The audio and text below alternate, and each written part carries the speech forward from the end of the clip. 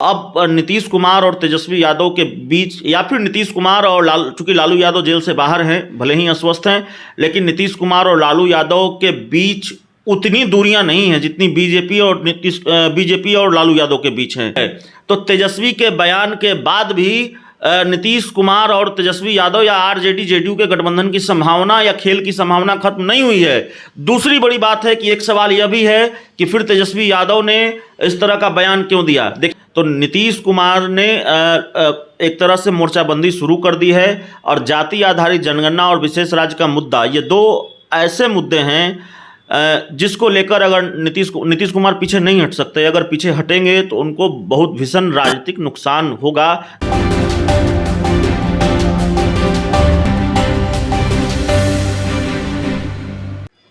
नमस्कार, आप देख रहे हैं रवजी लाइव और मैं हूं आपके साथ संजीव। सबसे बड़ी बात यह है कि अब खरमास खत्म होने वाला है और जिस तरीके से लगातार कयास यह लगाया जा रहा था कि नीतीश कुमार के साथ तेजस्वी यादव कहीं ना कहीं मिल करके सरकार बनाने की कोशिश जरूर करेंगे। फिलहाल इन सभी बातों पर बातचीत करने के लिए हमारे सहयोगी अभिषेक मिश्रा मौजूद हैं। क्या लगता है अभिषेक जी, जिस तरीके से लगातार कयास लगाया जा रहा था कि खरमास खत्म होते ही तेजस्वी यादव नीतीश कुमार के साथ जाएंगे, क्या लगता है इसका क्या आसार नजर आ रहा है? देखिए, जगदानंद सिंह जो आरजेडी के प्रदेश अध्यक्ष हैं, उन्होंने ये बयान दिया कि नीतीश कुमार के साथ हम हर मोर्चे पर हैं और अगर जाति आधारित जनगणना को लेकर नीतीश कुमार को कोई सर्वदलीय बैठक बुलानी है, जिसका ऐलान खुद ही नीतीश कुमार कर चुके थे, और नीतीश कुमार ने यह बयान भी दिया था कि बीजेपी से सहमति नहीं बन पा रही है इसलिए देर हो रही है। तो जगदानंद सिंह ने कहा कि मुख्यमंत्री सब कुछ होता है और उसके अंडर में, यानी मुख्यमंत्री के बाद मंत्री परिषद होता है, सब लोग बाकी लोग सलाहकार होते हैं या मंत्री परिषद के सदस्य होते हैं। तो आप मुख्यमंत्री हैं, आपकी बात कौन नहीं सुन रहा है, तो आप वैसे लोगों को मंत्री परिषद से बाहर कीजिए। इशारा बीजेपी कोटे के मंत्रियों की तरफ से था कि बीजेपी अगर बात नहीं मान रही है तो उनको सबक सिखा दीजिए और आरजेडी आपको अकेला नहीं होने देगी। अब इसको लेकर एक परसेप्शन बना, इसको लेकर खूब शोर शराबा हुआ, बिहार की राजनीति गर्मा गई और ये कयास लगने लगे कि बहुत सॉफ्ट हो गई है आरजेडी नीतीश कुमार को लेकर। और अब नीतीश कुमार और तेजस्वी यादव के बीच, या फिर नीतीश कुमार और चूंकि लालू यादव जेल से बाहर हैं, भले ही अस्वस्थ हैं, लेकिन नीतीश कुमार और लालू यादव के बीच उतनी दूरियां नहीं हैं जितनी बीजेपी और लालू यादव के बीच हैं। तो लगा कि लालू और नीतीश के बीच कहीं कोई संपर्क है या कोई खेल हो सकता है खरमास के बाद, लेकिन तेजस्वी यादव ने कह दिया कि जेडीयू तीसरे नंबर की पार्टी है, उसके साथ जाने का सवाल ही पैदा नहीं होता। अब जो सबसे मौजूद सवाल है वो ये है कि जगदानंद सिंह ने कहा कि तेजस्वी यादव का निर्देश है और हम नीतीश कुमार के साथ हैं, उनको अकेला महसूस होने नहीं देंगे। तेजस्वी यादव कह रहे हैं कि तीसरे नंबर की पार्टी के साथ हम नहीं जाएंगे। तो क्या तेजस्वी के बयान के बाद लालू नीतीश या नीतीश तेजस्वी के एक साथ आने की संभावनाएं पूरी तरह से खारिज हो गई हैं? बिल्कुल नहीं। जवाब है बिल्कुल नहीं। बिल्कुल नहीं इसलिए क्योंकि आरजेडी के कुछ नेताओं के हमने बयान सुने। मुझे ठीक से याद हो तो मृत्युंजय तिवारी जो आरजेडी के प्रवक्ता हैं, उनका बयान हमने सुना और उन्होंने कहा है कि हम आरजेडी की, नीतीश कुमार की सरकार नहीं गिरने देंगे, हम नीतीश कुमार की कुर्सी नहीं जाने देंगे। तो इसका मतलब है कि आप नीतीश कुमार को कुर्सी बचाने का आश्वासन दे रहे हैं, तो एक तरह से ऑफर ही दे रहे हैं कि आप बीजेपी को छोड़िए, हमारे साथ आइए और आप नीतीश कुमार की सत्ता नहीं जाने देंगे, आप ये कह रहे हैं। तो जाहिर है आप सत्ता में साझीदार होंगे या फिर बाहर से समर्थन देंगे। बाहर से समर्थन देने के उतने आसार नहीं है, उतनी गुंजाइश नहीं है।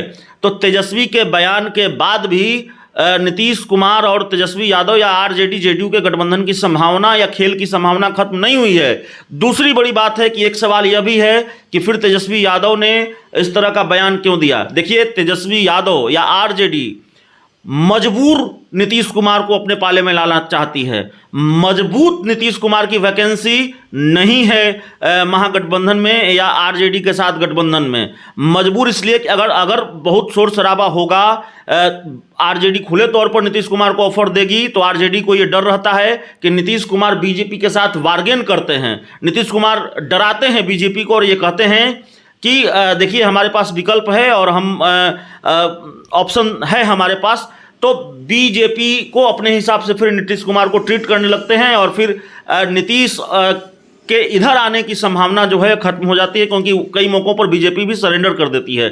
तो तेजस्वी नहीं चाहते कि उस तरह से मैसेज दिया जाए कि हम बिल्कुल बाहें फैलाकर नीतीश कुमार का स्वागत करने के लिए तैयार हैं। एक हल्का फुल्का मैसेज नीतीश कुमार को दे दिया गया है, जेडीयू को दे दिया। लेकिन अब इसे क्या लगता है कि बीजेपी अगर अपना स्टैंड क्लियर नहीं करती है जातीय आधारित जनगणना को लेकर के, तो ऐसा नहीं है कि नीतीश कुमार इसका खुल करके बीजेपी के विरोध में भी जा सकते हैं, या फिर रायत के दामन भी मतलब रायत के साथ वो गठबंधन में सरकार बना सकते हैं? क्या लगता है, क्योंकि नीतीश कुमार ने अपना स्टैंड क्लियर कर लिया है कि जातीय आधारित जनगणना होनी चाहिए, लेकिन बीजेपी की तरफ से कोई भी जवाब नहीं दिया जा रहा है। इस पर नीतीश कुमार क्या करने वाले, क्या लगता है, आसार क्या है? देखिए, बीजेपी ने तो अपना स्टैंड क्लियर कर दिया है कि वो जातीय आधारित जनगणना के खिलाफ है, जातीय आधारित जनगणना के पक्ष में नहीं है। कम से कम वो जनसंख्या नियंत्रण कानून के पक्ष में है। आने वाले दिनों में इस जनसंख्या नियंत्रण कानून को लेकर भी जेडीयू बीजेपी के बीच टकराव होगा, अगर दोस्ती आगे रही तो। रही बात कि आप अपना सवाल दोहराइएगा, आपने क्या पूछा था? हमने पूछा था कि अगर बीजेपी स्टैंड क्लियर नहीं कर पाती है, इनके चिट्ठी का जवाब नहीं दे पाती है कि हाँ जातीय आधारित जनगणना होनी चाहिए, क्योंकि बीजेपी ने क्लियर कर दिया है कि इस पर हम बात नहीं करेंगे, अगर इसका नेगेटिव जवाब मिलता है नीतीश कुमार को, तो क्या लगता है नीतीश कुमार अपना रुख कहीं और मोड़ेंगे क्या? बिल्कुल, नीतीश कुमार अपना रुख कहीं और मोड़ेंगे, और नीतीश कुमार अपना रुख मोड़ सकते हैं, और इसकी तो अब संभावना लगातार मजबूत हो रही है। देखिए, नीतीश कुमार ने उपेंद्र कुशवाहा को एक तरह से अपना सिपाही बनाकर खड़ा कर दिया है। नीतीश कुमार की तरफ से उपेंद्र कुशवाहा ने मोर्चा संभाल लिया है, और उपेंद्र कुशवाहा ने दो बातें बड़ी महत्वपूर्ण कही हैं। उपेंद्र कुशवाहा ने कहा है कि अगर जाति आधारित जनगणना नहीं होती है तो जेडीयू आंदोलन भी करेगी, तो मुखालफत करेगी बीजेपी की, केंद्र सरकार की। उपेंद्र कुशवाहा ये पहले कह चुके हैं, और उपेंद्र कुशवाहा बीजेपी को लेकर कितने आक्रामक रहे हैं ये बताने की ज़रूरत नहीं है। तो नीतीश कुमार ने एक तरह से मोर्चाबंदी शुरू कर दी है, और जाति आधारित जनगणना और विशेष राज्य का मुद्दा, ये दो ऐसे मुद्दे हैं जिसको लेकर अगर नीतीश कुमार पीछे नहीं हट सकते। अगर पीछे हटेंगे तो उनको बहुत भीषण राजनीतिक नुकसान होगा। जिस तरह से विशेष राज्य के दर्जे के मुद्दे पर और जाति आधारित जनगणना के मुद्दे पर नीतीश कुमार खुलकर कहते रहे हैं, यहाँ तक कि खबर यह भी आई मीडिया रिपोर्ट्स के हवाले से कि अपने कैबिनेट के डिप्टी सीएम रेणु देवी को भी उन्होंने सुना दिया था और कह दिया था कि उनको कुछ पता नहीं है, जब रेणु देवी ने विशेष राज्य के दर्जे को लेकर बोला था। और बहुत आक्रामक हो जाती है विशेष राज्य के दर्जे पर जब बीजेपी की तरफ से कोई बयान आता है कि विशेष पैकेज दिया जा सकता है, विशेष राज्य का दर्जा नहीं दिया जा सकता, तो जेडीयू बड़ी नाराज हो जाती है, बहुत आक्रामक हो जाती है।